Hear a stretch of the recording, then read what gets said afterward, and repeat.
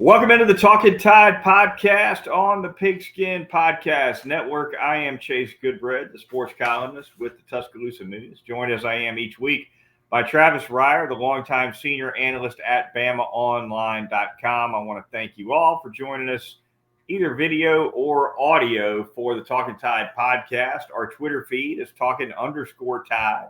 If you'd like to catch links to the podcast, just give us a follow there on Twitter. You can catch our podcast at Apple Podcasts or really any podcasting app you might prefer. Our web host is megaphone.fm. And of course, you can also catch us on YouTube and on Facebook. Quickly want to thank our title sponsors, Peterborough Chocolatier of Tuscaloosa, North River Dental Associates, also local in Tuscaloosa. And finally, our corporate sponsor, that would be DraftKings. We'll have a little bit more on each of them a little bit later in the podcast. Travis, we're going to have a lot of fun tonight here on the latest. I guess we can't call it a Sunday nighter. Here we are on Monday night following the NFL draft, and Alabama had 7 picks in the draft. Travis will kind of run them down straight from the top. Evan Neal, of course, goes to the New York Giants, number 7 overall. You and I had talked about his viability as a number 1 pick overall. I think I wouldn't have blinked a bit if that had happened. But the Jaguars end up going with a defensive presence at number 1. And from there, Neal tumbled to the Giants at 7, which I think is a great pickup for them. Jamison Williams to the Detroit Lions at number 12 overall. The Lions make a big move, Travis, trading up 20 spots in the first round. We'll talk about that as well.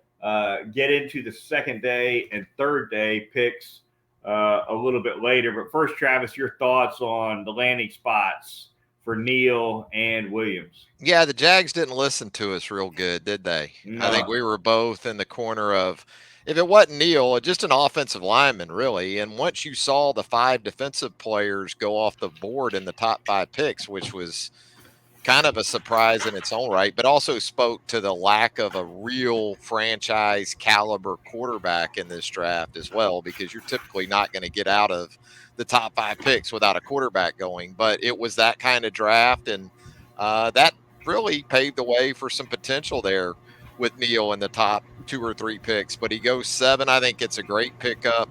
Andrew Thomas, I guess, a couple of drafts ago at 1 offensive tackle position to the Giants. Now Evan Neal. So if you're Daniel Jones, right, this is a rubber meets the road kind of year coming up. You got to think for the former Duke quarterback. And then for Jamison, I like that he went when he went. I don't know if I like where he went.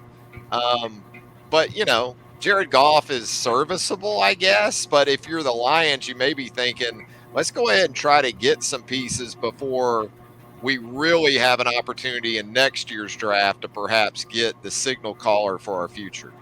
Yeah, I got some thoughts on Neal. But before we hit on those, I'll just start with the most recent mention first and the landing spot for Jamison Williams. Couple thoughts on it. One, the Lions really had to have loved him to move up 20 spots in the draft. Don't hold me to this because I didn't do the research, but to my loose recollection, there hadn't been a move up within the first round in the NFL draft bigger than that since the Falcons jumped 21 spots to get Julio Jones in a deal with the Browns back in 2011, I guess it was, 2012. Yep. So the Lions have got a lot of belief in Jamison Williams, and good for them. The wide receiver is a huge need for Detroit, so no one can say they didn't address a major need. They absolutely did. The only thing that's made me scratch my head about it a little bit, Travis, is that Jared Goff can't throw it deep. That's the one thing he can't. That's one reason that Sean McVay was fine with routing him right out of LA and sending him to Detroit. He's a dinker and a dunker. He's going to beat you with screens and a high completion percentage, but he's not really great at hitting the guy who's loose down, deep downfield, taking the top off the defense. That's what Jamison Williams does. So as much as the Lions need a receiver, I wonder a little bit, Travis, what kind of a fit that Goff will be with Williams. Yeah, I agree. Although, again, I think maybe if you're the Lions, you're thinking this isn't really the big picture we envision for Jamison Williams down the road is with Jared Goff. Perhaps they're in the sweepstakes in a year's time for a Bryce Young. Maybe there's the potential for a reunion there. You look at some of these way too early mocks for next year. I see Will Levis, the Kentucky quarterback, in some top tens, which is a little bit surprising to me. But even if you discount that sort of projection, CJ Stroud's still going to be there in that mix, and also Bryce Young. But no, in terms of the here and now, I agree. I think when you think about Jared Goff, you think more of maybe a West Coast type system being more to his sort of fit. But if Jameis in this scenario too, I like it because there shouldn't be a big rush to get Jameson back in action, right? I mean, if you're the Lions, if we're being realistic, you're not making the playoffs again. You're not making the playoffs in 2023. Right. So you've got some viability, some flexibility there in terms of what your expectations are for Jamison Williams for the start of the 2022 season anyway. Evan Neal to the New York Giants at number 7. We like really Evan Williams too, though. Evan Williams, big fans of Evan Williams here. If we could combine 2 players on this show, it would be Jamison Williams and Evan Neal. Evan Williams, the Talkin Tide logo, and you'll see what we're talking about. Oh yes. But Evan Neal, I agree. I think, as you said earlier, a really nice spot for him. Yeah, no doubt. They've not been able to get out of their own way offensively in New York with the Giants. Regardless, Jets or Giants, neither one of them. But look, the Giants have invested a lot of draft capital on the offensive side of the ball in recent years. You mentioned Andrew Thomas, right? Well, throw in Saquon Barkley. Throw in Kadarius Toney. I mean, you can go back the last 3, 4, or 5 drafts, and the Giants have been trying to put an offense together there. Daniel Jones, right? First round pick, went 6 overall. There's another one, the most obvious one, and they just can't get out of their own way. You mentioned this coming up year is a show me year for Daniel Jones. I think for a lot of Giants fans, last year was the show me year for Daniel Jones. They're declining. When they don't pick up the 5th-year option on a top 10 pick at the quarterback position, Chase, on that first contract, you know what that means, right? Usually. Sure.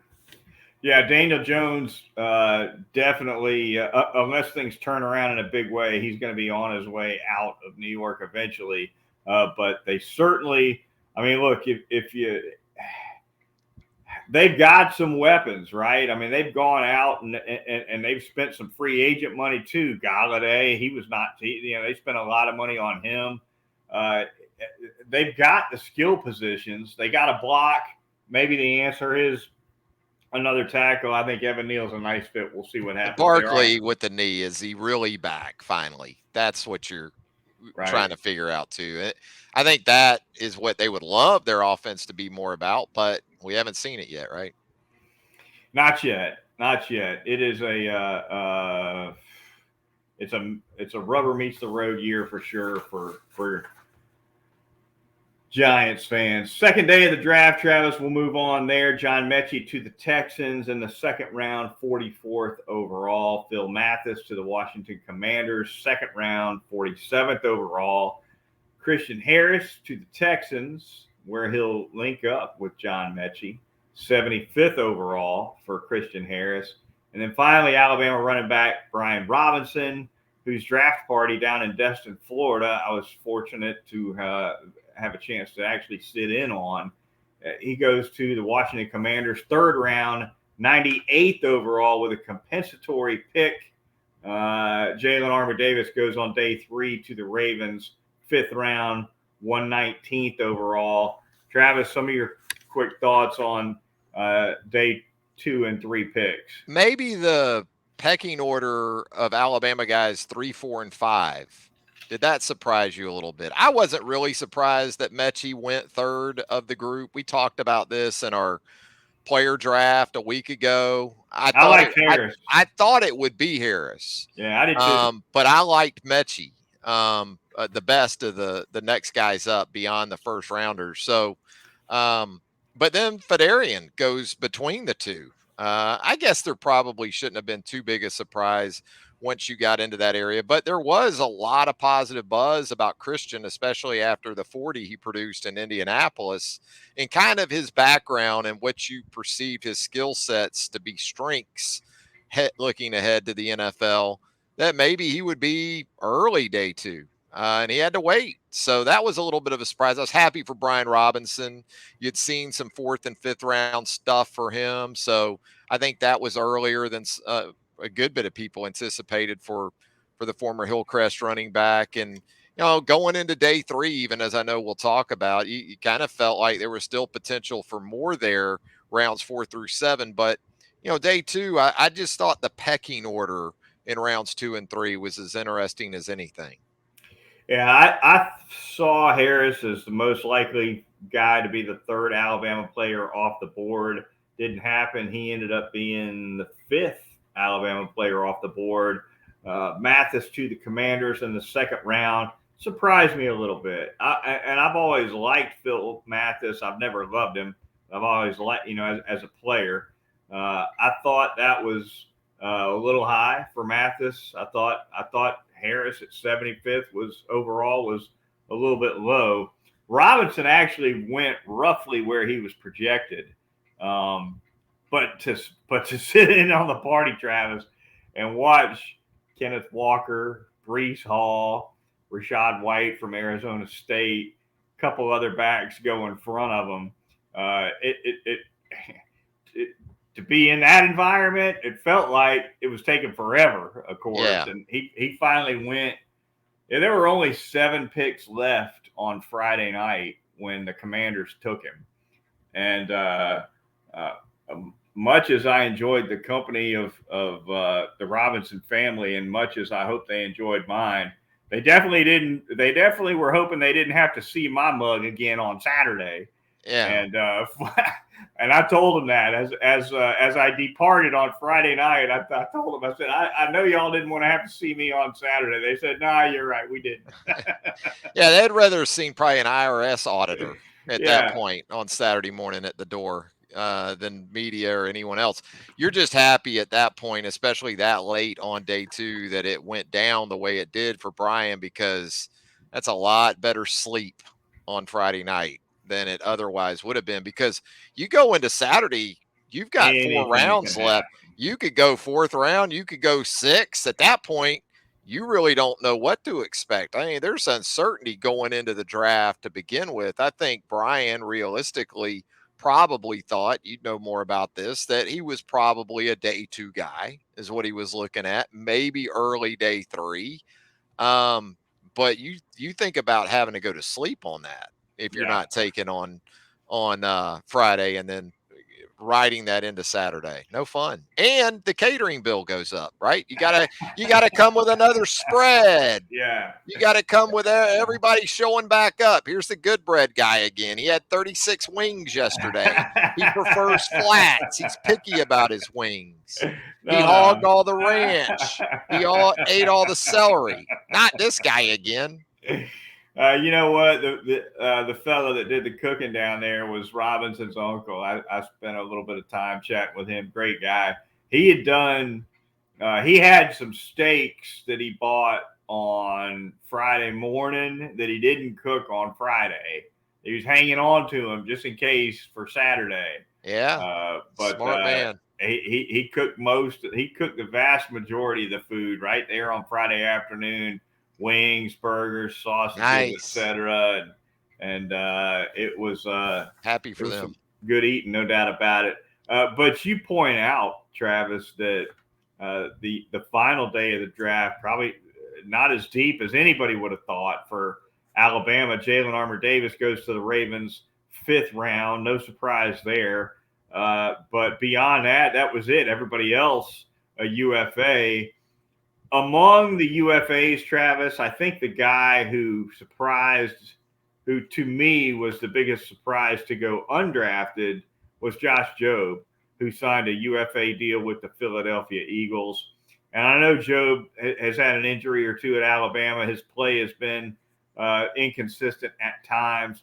I really felt like among all these guys, Christopher Allen, Slade Bolden, Chris Owens, LeBrian Ray, of any of those, I felt like Jobe had shown enough that getting picked probably wouldn't have been an issue at all. But he ends up going UFA like the rest of them.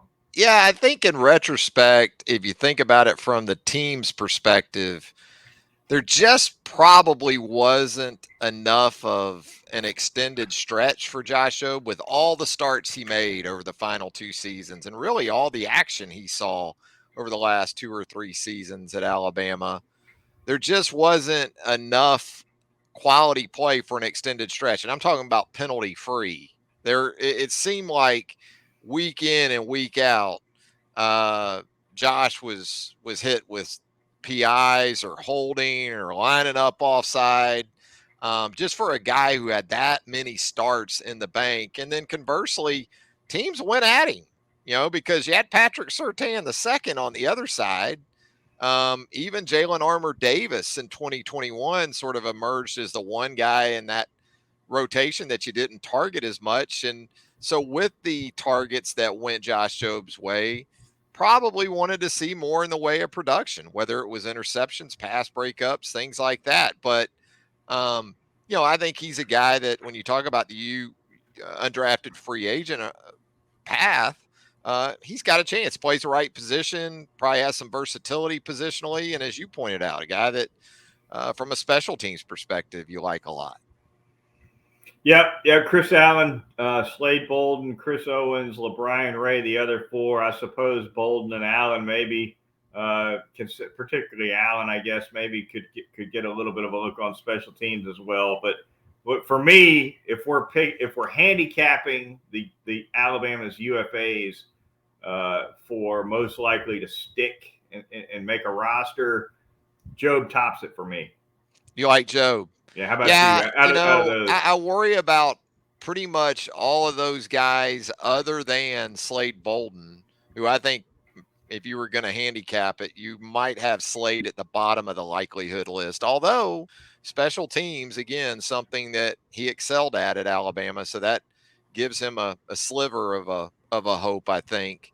Man, I just think if Christopher Allen can stay healthy, he's got a chance still, because he plays one of those positions of great value, and he had really come on as a pass rusher over the last couple of years, but that injury history gives you reason for pause. Same thing with LeBrian Ray. So, yeah, I would probably have it narrowed down to Jobe or Allen if I were going to go with a guy there.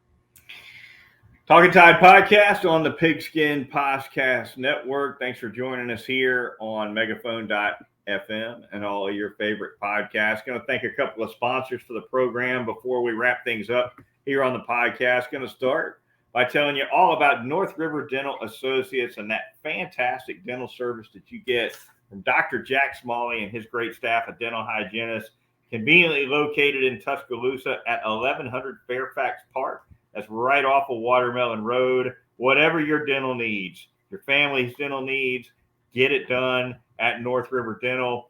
Porcelain veneers, cosmetic dentistry, pediatric dentistry, dentures.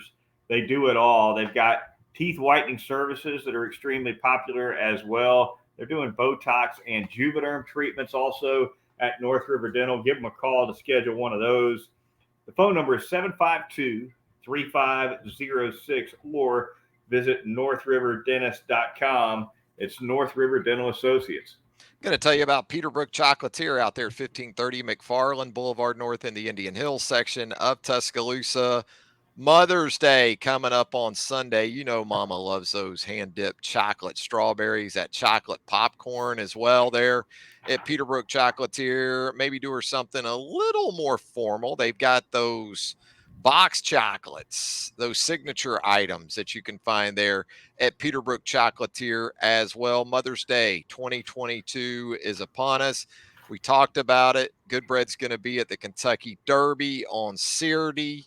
They also at Peterborough have the horse racing theme treat. So if you're having that Kentucky Derby party coming up this weekend, differentiate yours in a unique fashion with Peterborough Chocolatier, 1530 McFarland Boulevard North. Seems like there's always a holiday coming up for Peterborough, right? Oh, yes. We recently had Administrative Assistance Day, which is a big one. Of course, Easter. Now we have Mother's Day coming up. You had graduation at UA here. That was a pretty big stretch. And then you're going to have the summer camps that they do every summer there at Peterborough. You can 205-752-0211. They'll get you the info on that. You could do worse than chocolate strawberries for Father's Day, too, by the way, Travis. Oh, Those yes. will do just fine coming up for in Father's June. Day. Yeah, Goodbread. He throws it out there. There it is. Let's see how it comes back. Hopefully, Michelle's listening to this edition of the Talkin Tide podcast. Yes. All right. Finally, going to tell you about our corporate sponsor. That would be DraftKings. The NBA playoff action is upon us. Nonstop action at the DraftKings Sportsbook, the official sports betting partner of the NBA. This week, new customers can bet $5 on any team in the NBA postseason and get $150 in free bets if they win. Looking to turn a small bet into a big payday during the NBA playoffs? You can do it with DraftKings same game parlays, and it'll get it done for you. Right now, all customers can also place a same game parlay with 3 or more legs and get a free bet back up to $25 if one leg doesn't hit. So download that DraftKings Sportsbook app now. Use the promo code TPPN. Bet $5 on any NBA team to win. Get $150 in free bets if they do with promo code TPPN only at the DraftKings Sportsbook. Minimum age and eligibility restrictions apply. See show notes for details. Well, disclaimer, we're tossing in this week here on Talkin Tide, Travis. And we'll close things out with a couple of thoughts, Travis. A little bit of hard news with the Alabama football roster here in the last day or so. Eli Ricks arrested, the Alabama defensive back, who, of course, had transferred from LSU. Misdemeanor charges with Ricks, no insurance, speeding, marijuana possession, first offense. But something that, look, speeding and no insurance, that's certainly something that's not addressed in a way that anyone would ever notice on the field. Now, a drug possession charge maybe sometimes a little bit different, but you just got to see how these things play out. Sometimes for these guys, this kind of an incident turns into another one, and the next thing you know, it's Doghouse City. And then for other guys in the Alabama program who have an incident like this, it's a quick bounce back where some maturity occurs, and you don't see another whiff of it. Taken by itself, this one situation, I tend to lean towards not that big of a deal. I mean, you don't want to be driving in excess of the speed limit, but who am I to throw stones at someone else in that regard? Yes, you need to have your car insured, and you need to have proof of insurance at least, even if you do, I guess. There are different ways to access that now, including on your telephone. As far as the marijuana, we could get into a debate about legalization of marijuana, but even if we did that, I think the state of Mississippi might be coming in a little bit late on that. So wrong place, wrong time. Some errors in judgment for Eli. An opportunity for him to go through the process that Nick Saban has in place for players. Certainly awareness and accountability and all those things are a part of that. So he'll have to go through some of that. And it's really a time of year too, right? Once you get through the end of the spring semester and you just have really on today's college football calendar, Goodbread, especially at a place like Alabama, you really only have about a 3-week window where these guys go away Right. And then they're back after Memorial Day weekend. And that's really the official start, for me anyway, to the college football calendar year. It's like June 1. But if you're a coach or a program, this is sort of that little stretch that you used to have to worry about more from early to mid-May to early August. Now it's 3 weeks. But this is the season, I guess you could say, where you might encounter some of this. I can remember, and we'll get off the subject a little bit here, but just in terms of the off season, which is kind of where you took the discussion, I can remember an era not so long ago, relatively speaking, Travis, where back when it wasn't just the month of May that these guys kind of had a window to do whatever they wanted. College football fans, one of the first things they would wonder about when players would report for two-a-days in August was which linemen are in shape and which linemen aren't. Right. Because back in the day, they didn't all have to go to summer school. Some of them sat at home and ate mom's cooking. Oh, yeah. and weren't even on campus for 4 months. Yeah, dudes would show up looking like 48-year-old insurance salesmen for two-a-days.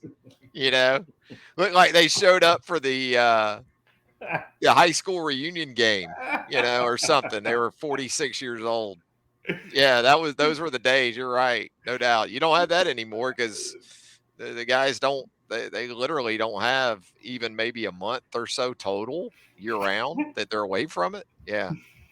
My man John Copeland, who I do the Crimson Cover television show with, he told me that his rookie year with the Cincinnati Bengals, he showed up a few pounds overweight, and he said the first week of training camp with the Bengals, the Cincinnati Enquirer columnist described John Copeland as looking like, quote, 3 scoops of ice cream. The threat, unquote. Yeah, the dread of those, in the NFL, and in college football too. I mean, that was the first thing you did once you got back on campus was testing. And what that meant was you went out there and ran 110s or the equivalent for time, and you didn't not run them until you could make your time.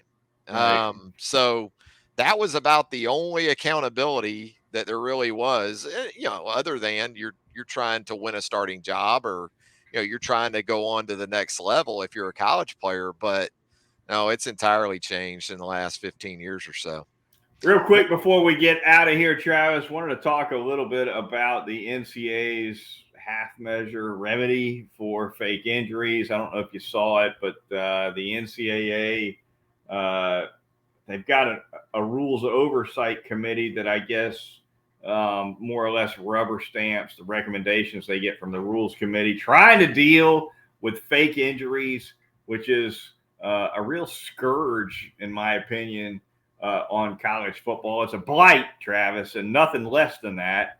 But instead of finding a way to address the problem on the field, which is really the only way, in my opinion, to address it, the NCAA has instead installed an appeal process, more or less, whereby coaches who feel like they were victimized by a fake injury can, after the fact and after the game, send the tape to Steve Shaw, who's the national coordinator of officials, who will then issue his thoughts to the conference involved and the school involved, and leave it to them on whether or not any punishment is doled out. That's not going to do anything, is it? Well, I think the biggest issue you're going to have, and the reason why they're going to continue to put different rap on this situation and still essentially kick the can after they wrap it down the road, is I got to think liability concerns. Who's going to step up and say, oh, yeah, that guy was definitely faking an injury? And then let's say you penalize that individual or you penalize that team. And then a couple weeks later, something, God forbid, happens to that player from a medical perspective. And you've come to that, you start trying to play doctor in this world today. Yeah. You better have a nice policy supporting you from an insurance perspective. And so, no, you're right. It's absolutely become a problem and it's widespread. But I just think because of liability concerns and things like that, you're not going to see entities really take it on to the effect of, I think what you're saying is reasonable when you think about it just from a standpoint. They're obviously doing this. So if it's the same player or two every game, it seems like, let's suspend them for a half the next game, right? To start the next game. But I just think the PR aspect of it and the slippery slope you can travel from a liability perspective, or when you start trying to play doctor, it's something that a lot of these conferences and these organizations aren't going to want to touch. Well, the AFCA had the answer. The AFCA recommended months ago that, well, here's what you do. If a guy if there's an injury timeout, instead of a player being required to sit out one play, the AFCA said that guy's got to sit out the possession going forward. And the NCAA looked hard at that, because that way you don't have to worry about refs judging, is this guy really hurt? Right. You know what I mean? Well, what you can say is you're erring on the side of caution. Yeah. In that scenario. And the NCAA apparently looked at that proposal really hard, and they came back and said, we're not doing that because we don't want kids out there gutting out injuries that are legit, that they should not gut out, because they know they'll be sitting a whole possession instead of one play. That's what. So basically, the NCAA said it goes back to what we just talked about. Yeah, for safety reasons, we're not going to make an injured player sit out of possession. Yeah. And and look, and I get that to an extent, because we've had too many issues, whether it was UCF, whether it was Maryland. These were more off-season type conditioning issues where, things that were preventable unfortunately led to fatalities. I get all that, but it is an issue. We can sit here and, talk about everything else, but at the end of the day, it is a problem for college football, no doubt.